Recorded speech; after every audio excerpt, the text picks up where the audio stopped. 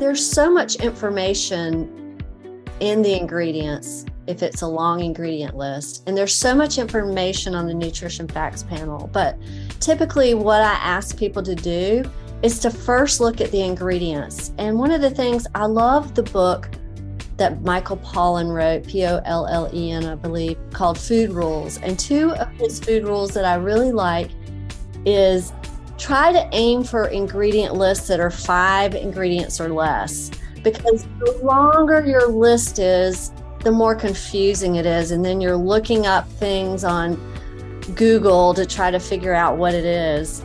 The other thing about ingredients is the first ingredient weighs the most, and it goes in descending order by weight. So they're not going to give you their recipe, but you can at least know that if sugar's the first ingredient, then it has more sugar than anything else. So and then the second one that Michael Pollan says that I think is really interesting is, if a 5th grader couldn't understand the ingredients, then maybe you should try and look for something else.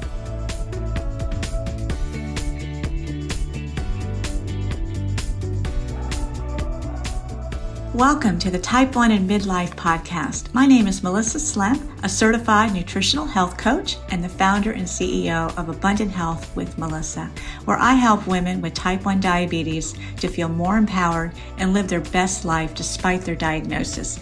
Each week, I will bring conversations and strategies from guest experts and my experience living with type 1 for over 40 years now. So if you're a woman ready to redefine how diabetes can look and feel for you, then the Type 1 and Midlife podcast is the show for you. Well, hello and welcome. I want to take a few minutes here before I introduce today's episode to share a special announcement.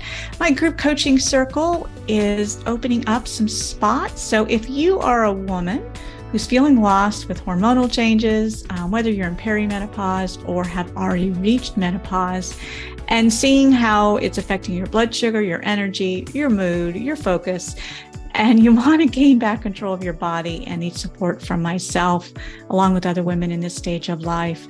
You know, menopause is tough, but combined with type 1 diabetes and all the other targets we're trying to achieve, it can really feel overwhelming. I get it. I've been there, and that is part of what I am doing with this group coaching program, the circle of women that you get to gather around, learn what you need, and find specific ways that you can apply it into your management with diabetes through these different hormonal stages. So if this sounds like something you need support and guidance with, just click the link here in the show notes to learn more and a chance to talk with me to see if our program is perhaps a good fit for you. So today is episode 16 with our regular guest contributor, Kitty Finklea.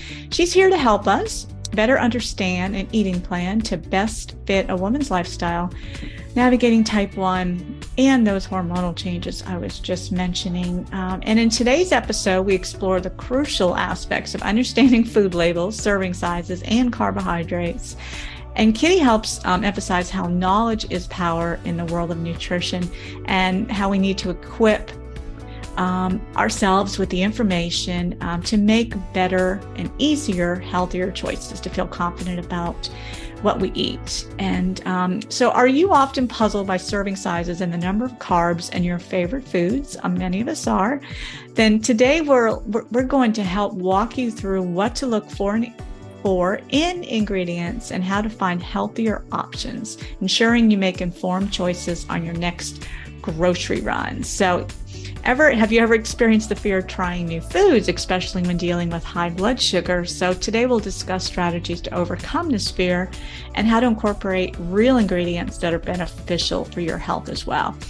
So we're going to dive deeper into nutrition. We'll explore the role of fiber and carbs in your diet and another question is, have you ever come across sugar alcohols on food labels? So that's something that we'll learn more about, and what they mean and how they will impact our bodies. So for those with type 1 diabetes, understanding net carbs becomes crucial. So we'll shed light on the importance of accurate macronutrient information on the food labels and how it relates to managing diabetes effectively. So we're looking at that net carb effect and how fiber is part of that equation too. So, and just a reminder, if you like this show, please leave us a 5-star review and share with some other ladies that you know also managing type 1 who need this support and hope as they are journeying through the world with type 1 diabetes. So I hope you enjoyed today's conversation with Kitty. Just a reminder that nothing you hear on this Type 1 and Midlife podcast should be a substitute for professional medical advice. Please always consult your medical professional before changing your diet, insulin dosages, or healthcare plan. Hello, and I'm excited to welcome back Kitty Finklea. She is here. She was here recently. Hello, Kitty. And Hello. I'm going to recap. You were here in your first episode, which was episode 10. So your first time here speaking to our listeners. And we just kind of laid the groundwork for the foundation of balanced meals. And there's so many different pieces to that, which is why we decided we're going to make this a regular topic here, nutritional advice for women living with type 1 diabetes that are in midlife stage. So you are a contributing guest here, and we are back again. So how are you doing today? What is going on I'm doing great, trying to stay cool in South Carolina. We're supposed to have like 109 degrees. This is July when we're recording. Yes, it's been a hot summer. Yeah. We were just sharing before we popped on here. I did a yoga class this morning, and it's not Bikram because it's outside, but it's so stinking hot here that it could qualify as a Bikram yoga class. That's the running joke with all the ladies that show up for the class. So yeah, it's just kind of a sweaty mess here in Florida too. So well, today we're going to talk about, and this is a topic that comes up a lot. So reading food labels, and then we're going to kind of unpack a little bit more about, obviously the different types of macronutrients that are on the food labels, and to better understand carb count and fiber grams and how all that can factor into net carbs. And because net carbs is kind of how we calculate our insulin doses. So it's an important number. And just like anything with diabetes, we're doing the best we can. We guesstimate, I guess that's the word, right? We do the best we can with calculating with what we're about to eat, and then wait and see, and then we make adjustments as it's going up. That is something I talk to my clients a lot about, especially the ones that are newly diagnosed. They come into this and this is a great topic for them as well, because there's so much information and they just want to just sift through it all, to find out what's the best way for them to eat and how to figure out those carb counts. Right. And it's a daily occurrence for type 1. It sure by is. meal, snack by snack occurrence. Yes, ever changing. So tell me, one of the first thing, what do you think with reading labels? I think I get a lot of feedback. They don't understand what they're looking at. They don't understand the ingredients, because that's another whole thing we can talk about too and that might even be a whole other episode, because, oh my gosh, like when you think about all the names for sugar, right? Just the confusion on food labels and the ingredient lists.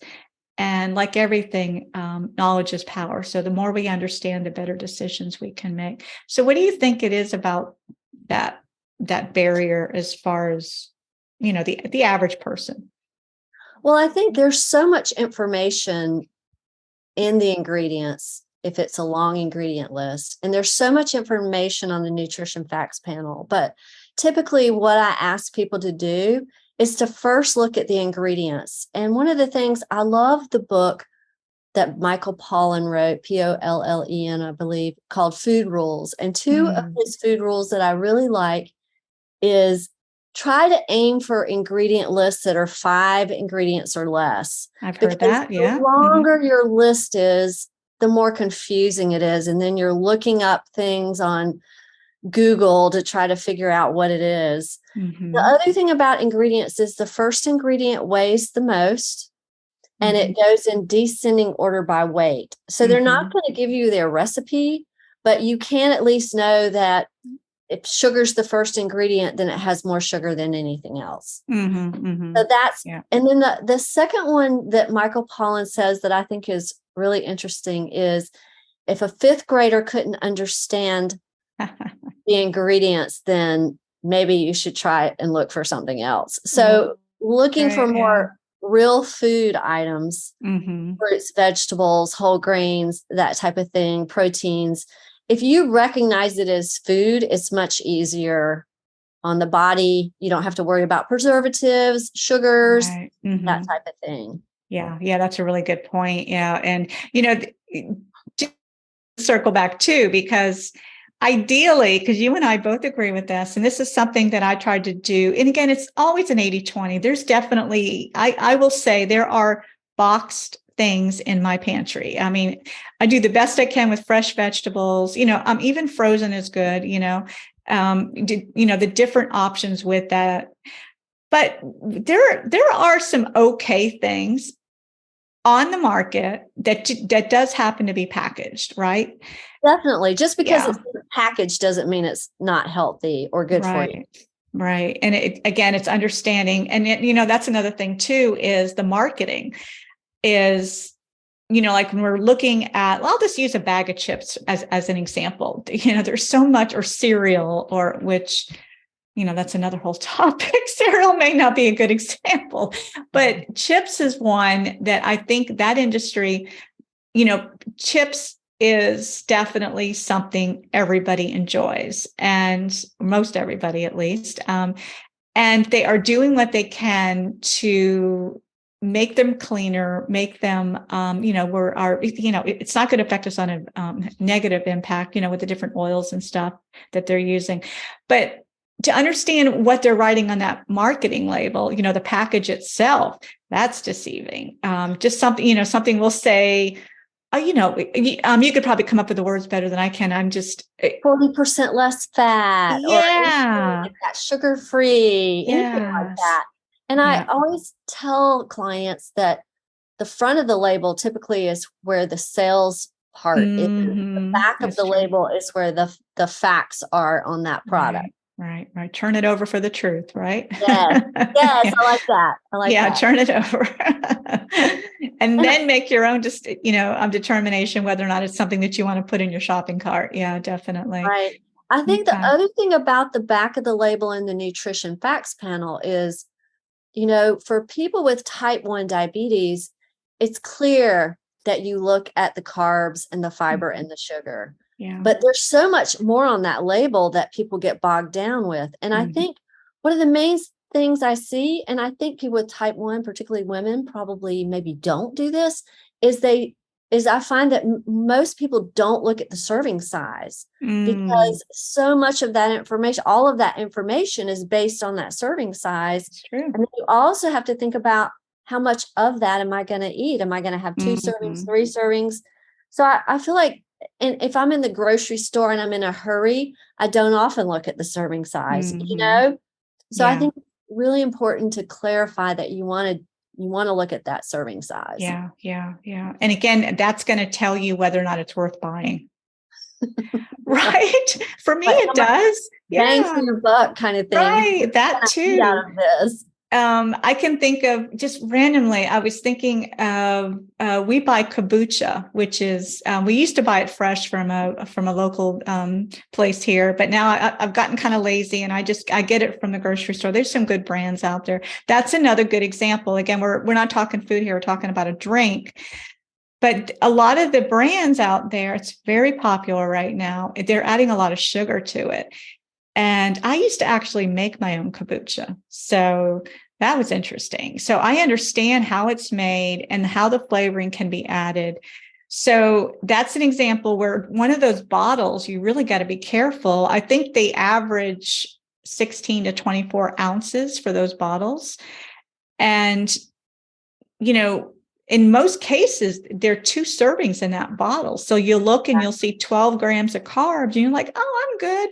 No, that's per serving. So when you add it up, you might be, or 2.5 servings sometimes, then you're pushing 30 grams of carbs to drink that bottle of kombucha. So that's an example. And that's a really good point. It's not just the ingredients and it's not just a carb count, but how much are you going to eat? And how do I really factor it in with my insulin? Yeah. Right. And I see that particularly what I've noticed with clients is when they get in a hurry or they're stressed and rushed, Yeah. So And then, important consideration. It's a lot harder to control portion sizes when we're on the rush. Yes. And usually we're hungrier then too. So then we're grabbing more and we're eating. Yes. Oh gosh. Oh yeah, been there. I understand that too. Okay. So what would you start then as far as kind of the ABCs of reading food labels? Specifically for type 1 and for everybody, I would say look at ingredients first to see what you're eating. Okay. Like, what are you eating? What is it? Because the ingredients are going to tell you what's actually in the product, what food items are in the product, or what ingredients are in the product. And then next, I tell people to look at the serving size and then hone in on, for type 1, you would definitely want to look at the carb, the fiber, the sugar, but also being aware for type 1 that if it's got protein or if it's got fat in it, it may slow down absorption of carbohydrates. So you may not see a rise in blood sugar until later. But if it's just a straight carbohydrate product, it can raise sugar pretty quickly. Yes. And that's definitely something that we're going to continue to kind of emphasize here. And I think in general, women, all people with diabetes, but again, our listeners are women here mostly. They're becoming more aware of that balanced plate that you and I are we're just going to be like beating that nail here. The head of the nail with the hammer here, just talking about that, just how important it is. And that's something I look at. I know when I'm looking at a packaged food, I'm looking at the ingredient list, and then I'm looking at the fat and the different types of fat. And again, the ingredients are going to tell you it should tie, like if you're seeing vegetable oil as part of the ingredient, then you know that it's going to have more saturated fat, right? Am I correct with that correlation? Well, most of the time they're going to tell you what's on, like the way I look at it is it'll say vegetable oil, and then in parentheses, it'll say like maybe sunflower or corn or whatever. And so the way I interpret that is whatever's on sale, whatever cheap oil they could get their hands on to make that product. Yes. Yeah, that is so true. Yeah. And so I'm assuming that the way they're calculating the saturated versus the poly and the mono is I guess a average of what that would be. And the other thing you have to realize about labels is there is fudge factors of like 10 to 15%. Because like if you're looking at something with an apple in it, apples like applesauce, they're grown at different places. They have different sun, water. So all of that affects nutrient content. So you're not looking at an exact science when you're looking at a food label, which I think it's not written in blood there. Yeah. That's a really good point too. Yeah, that's for sure. Yeah, there's definitely some, and it's the same sort of factors that we can kind of say happens with blood sugar, just trying to dose for foods is that, we're doing the best we can. So It's that guesstimate, doing the best we can with what we know. So, okay. And like I was saying too, like the fat. So I look at the fat. I'll be honest. I used to be more fat conscious. I used to, when I did eat more packaged food back in the day, that was the first thing I looked at because I wanted low fat. I wanted zero fat. Boy, was That I trend, wrong. right, that trend's a little gone now. Thank goodness I realized that. And hopefully the listeners are more aware of that too, that it really is about balance. So it's important to have a little bit of fat. And then I look at the protein. And, it does depend on the food. Yeah, and maybe we can use some examples of foods that people are, that are more commonly kind of purchased. I want to, I'm thinking is rice might be a good one. Because that's, oh my gosh, the rice and the pasta aisle. Have you ever seen so many choices, right? Right. And overwhelming. And generally speaking, and I think this still applies to grocery stores, they tend to put eye level tends to be, they're not nutritionally based. I'm not saying this is an overall rule, but in general, like for instance, the other day, I was telling a client about black rice, and we can definitely talk about black rice because I love it. And the reason why it's so much different and better, and really a better choice for those of us that want to be more conscious of our blood sugar.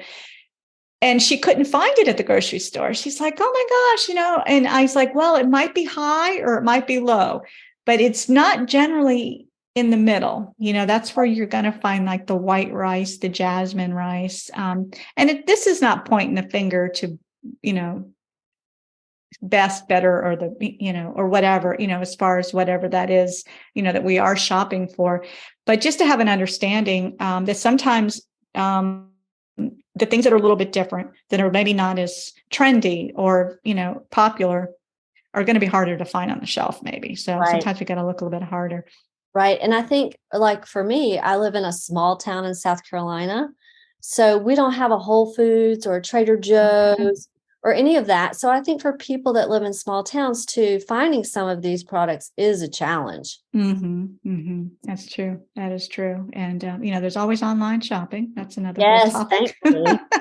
Yep. So if you want it, there are ways to find it. So Definitely. let's talk about rice. Okay. Rice or pasta, because those are two common things that I think a lot of my clients will come to me and they'll talk about how, they know it's not the best choice, but they want to find healthier options that's not going to sabotage their blood sugar or to better predict how their blood sugar is going to respond to it. So if you could explain the difference, say, with a white rice and say something that's heartier, like a black rice, quinoa is another example. Or Right. Some others to mention. So generally the grains, the closer to they are to the way they grow in nature, is typically has more fiber, more nutrients. And then when we take them to a factory and we start processing them, like white rice has the outer shell taken off.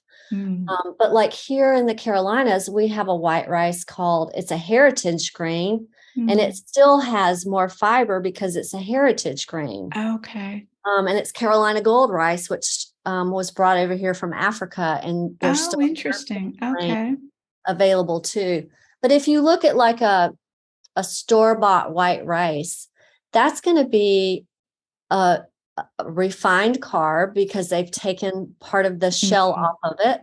And so it's going to be a quicker carb. It's going to turn into blood sugar a lot more quickly than your whole grains, like a really good brown rice, because I've seen processed brown rice that doesn't have much fiber, and I've seen ones that have more fiber per serving. Okay. And then like your black rices and your red rices or your heritage rices tend to have the whole food product. So they haven't stripped anything away from it. Okay. It's in its original state. Or God-given state. Yes. And we should be able to the label. So how will the label reflect this, the food label, or should it? I mean, are they required to share that with us on the label?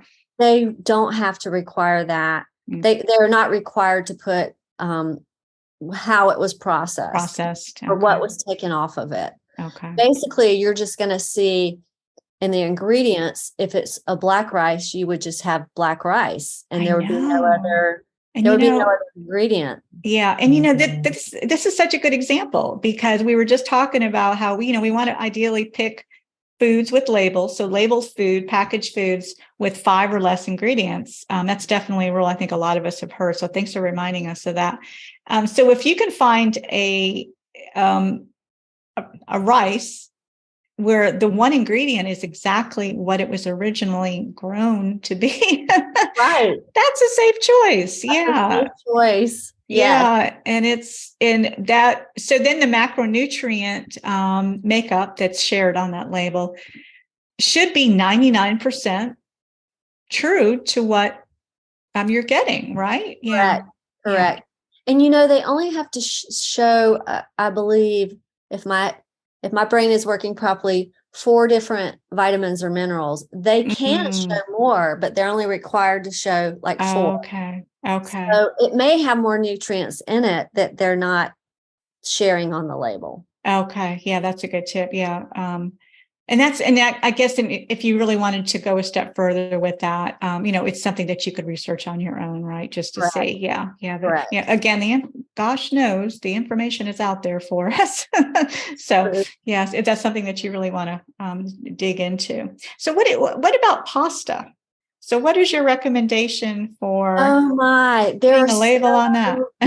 There are so many. I think since the veggie pastas came out, it's completely overwhelming. But there are a lot of pastas from the veggie line, like the lentil pastas, which would have more protein in them, which if you want to slow down how fast your carb turns into blood sugar, protein and fat will help slow it down. Yeah. So the veggie pastas would be good. If you're someone that likes regular wheat pasta, I usually recommend the whole grain or whole wheat brands. Okay. Like Barilla has some whole wheat brands. Okay. But there's, it's also a taste factor. I think that's the other thing is you have to like what you're eating, you know? Yeah. And texture too. So sometimes, right, it can get a little chewy, a little rubbery, depending on, just the ingredients that were made for that pasta. Yeah. And generally what you're going to see is more fiber in a lot of these whole grain or veggie pastas. You might not. I've seen spinach pasta that had the same amount of fiber as regular white pasta. Oh, interesting. Okay. It varies from brand. So with spinach, sometimes they just put the color in there. They don't actually put spinach in there. Oh, that's even scarier. There might be food dye in that ingredient list. Right. If they show it, right? Oh my gosh. Yeah.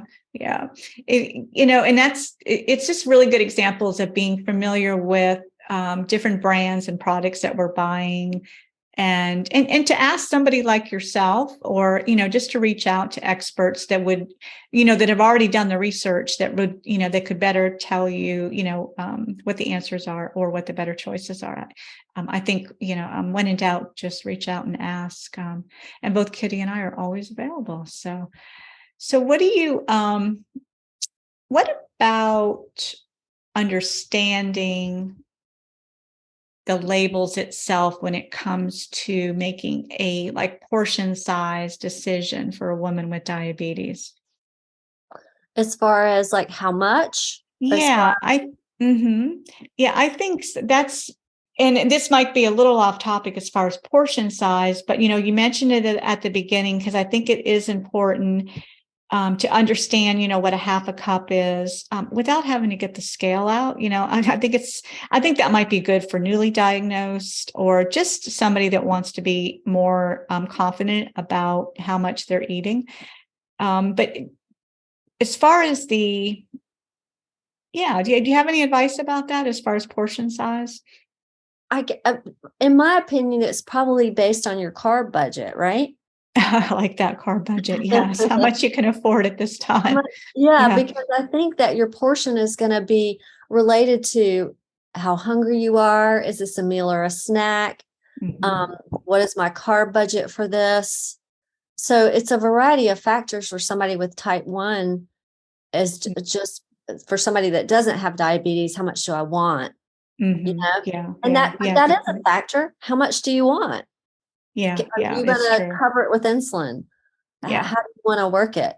Yeah. I think, and I think a lot of people get overwhelmed with making the decision, especially when it comes to new foods. I do hear that quite a bit. They're reluctant in trying because they haven't tested it yet. And I just try to encourage women, you don't know until you try. And if you feel better, maybe a smaller portion. It's always good to start with a smaller portion. Estimate your dose on that, your insulin dose on that, see how your body responds. And then you have some sort of an understanding of how it can be factored into your meal plan. Yeah. Right. But that is something I do hear quite a bit recently is that apprehension when it comes to new foods, because it's something that they're not used to eating. Or they've had a bad experience eating it before, so they stay away from it. Bad experience, you mean their blood sugars soared? Yes, absolutely. So it's Yeah. mostly scared of high blood sugar. Yes, definitely. Yeah. It's not being confident with the calculation, so they avoid.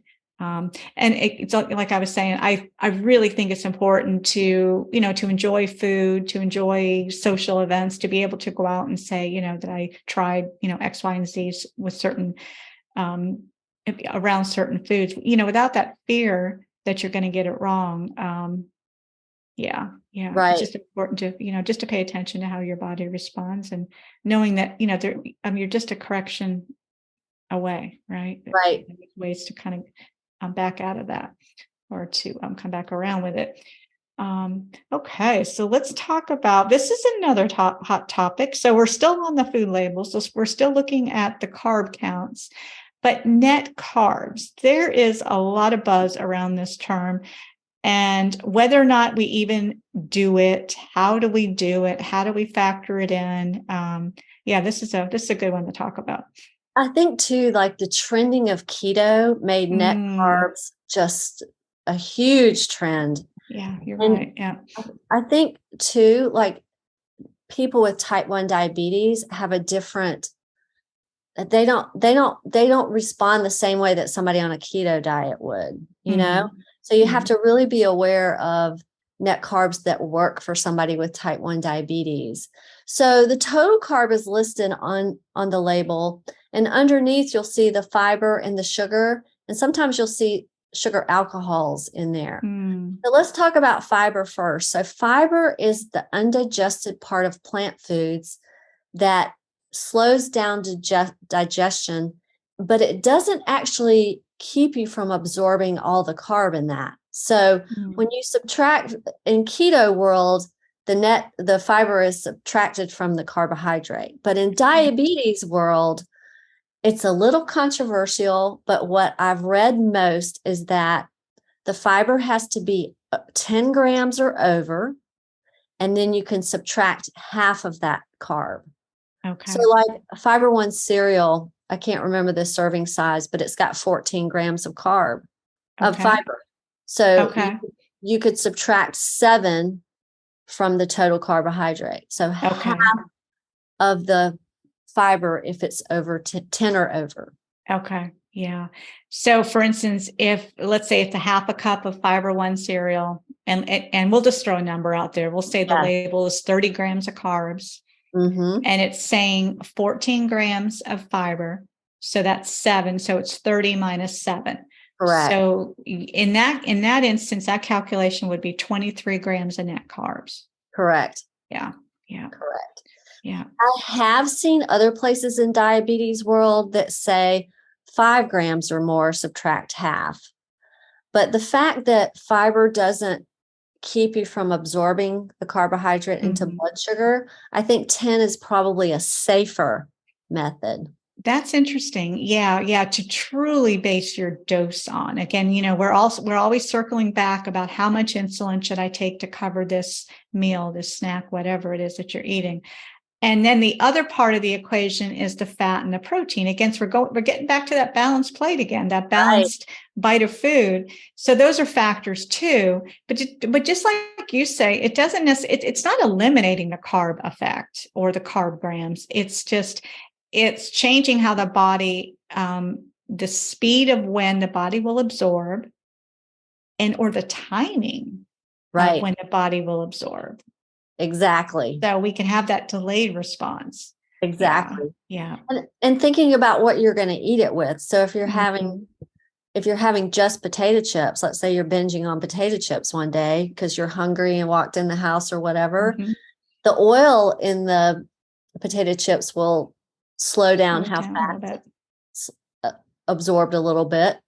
But if you're just having potato chips, you just have to cover carbohydrate and a little bit of fat. Yeah, definitely. But if you're having a mixed meal where you're having black rice that's high in fiber and you're having salmon and you're having broccoli, it's going to take a long time to absorb all of that carbohydrate. Yeah. You just mentioned a really good meal. That's That's beautiful. It's beautiful on your plate and it's balanced. Yeah, that's a really good example. And especially with salmon, because, it has the fat, salmon is a fattier fish, with the omega-3s. Yeah. Yeah. So, yeah. And like anything and like everything that we share here, it's really about just getting this information and applying it to what you're doing, and, to not be afraid to try some new things and to experiment, with the safety of your devices, with your, whatever your basal rates on your insulin pump, or your, like in my case, I'm still, multiple daily injections. So, just to mindfully do that. And if you're lucky, like I am, to have a CGM, man, that is golden when it comes to these foods that you're trying for the first time, because we can watch it happen as it's happening. Real time, it's a game changer. It sure is. So yeah, it does make a big difference in, because it really is about confidence. It's, because obviously food and eating is not something that any of us can avoid. It's part of what we have to do to survive and to feel good every day. And yeah, just understanding your body and to be confident and how it will respond is just so important. So yeah, that's definitely something that we hope to bring here to all the listeners. I did want to mention sugar alcohols really quick. Absolutely. It's not sugar and it's not alcohol. Probably all that food companies use to give sweetness to a product, but they can still put sugar-free on a label. So it's typically what people use or what companies use. And what the current guideline for that is, you can subtract half of the sugar alcohols from your total carb. Okay. A couple things about sugar alcohols is they cause stomach upset for a lot of people, gas, bloating, and if you eat a lot of it, they can cause diarrhea. So it is something to be aware of. Yeah. But a lot of people ask me about sugar alcohols on a label and how to calculate net carbs from that. Okay. Yeah, that's something I haven't been real familiar with. I mean, I've seen it, but I guess I haven't paid close attention. So that's a really good thing to bring up. So can you give me an example of a food or a drink? It sounds like it might be more common in drinks that would have a sugar alcohol. It's more common in candies, ice cream, that type of thing. So like a lot of people might pop sugar-free mints or sugar-free gum or things like that. And I actually have a quick story where I was at a conference with a friend and there was candy on the table and it was sugar-free. And she was just eating them she doesn't have diabetes, but she was just eating them. And all of a sudden her eyes got really big and she had to run to the bathroom because it will cause some dumping syndrome if you eat a lot of it for most people. Wow. So a lot of people love them, but it is something to be aware of, that it can cause stomach distress. Aware, definitely cautious. Beware. But what I see people doing is doing more like sugar-free ice cream products, dessert products. Yeah. And you'll see it in diabetic, quote unquote, diabetic desserts.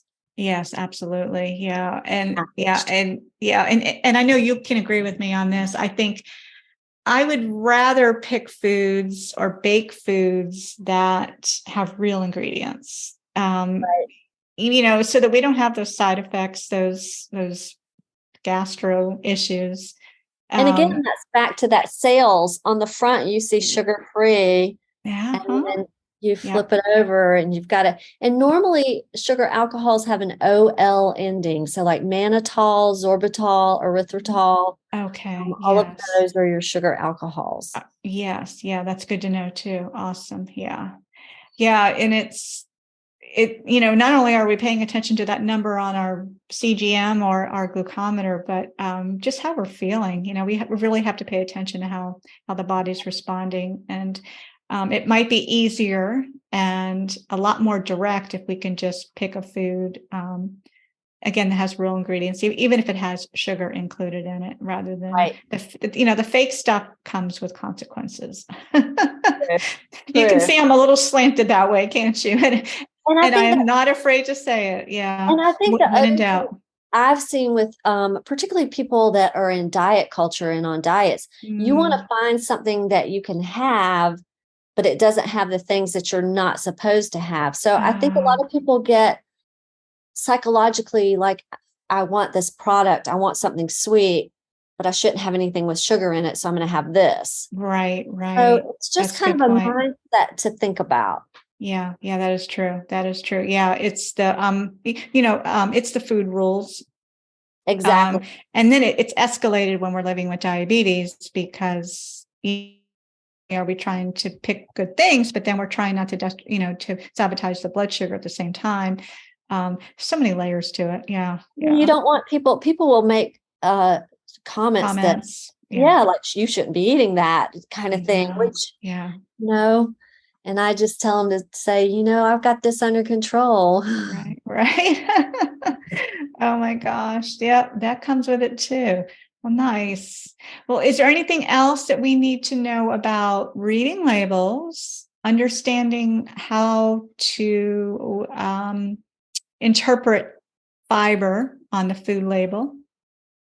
I think we're in the ingredients. I think we've covered a good a set of basics. Okay. Yeah, I think so too. Is there 3 takeaways that we could maybe the listeners can walk away with today as far as the next time they go to the grocery store, or maybe considering common foods that they are used to buying and to maybe start looking at them with a different lens, to look at them differently? Or if you're looking for new products, because a lot of times, a new product will pique your interest on the shelf and you want to turn it over and look at it. So again, ingredients, short ingredient lists with real foods, serving size, and then make a note of the fat and the protein, but generally the carb and the fiber. Yeah. And when in doubt, ask, and to reach out to Kitty and I. We are both available on Instagram, so you know where to find us. And we're going to link all that in the show notes too. So we love to hear from the listeners, and we want to know more about what topics you want to hear and learn more about. So we're here, and this is going to be a regular series here on the Type 1 and Midlife podcast, and I'm happy to spend more time with you and to kind of open up another topic that's so important. So I appreciate that. Always a pleasure to chat with you. Remind me of your the website. It's ontracklifestyles. On Track Lifestyles. Okay, awesome. And we will definitely link Kitty's information there. And we will be back probably in another month. So looking forward to having you back next time. And we would love to hear what topics that you want to learn more about. So, and again, look at the show notes for links to reach out. And you can find me at abundanthealthwithmelissa.com/podcast. And there's some areas right there on the page that you can reach out and drop us a note. We would love to hear from you. Well, thanks again, Kitty. And stay cool. Stay in that air condition. Definitely. Keep the shower close by. Till the heat dome is moved on. I know. Well, be well, everybody. And we will see you here next time. Have a hope-filled and lovely day until we see it here next week. Bye for now.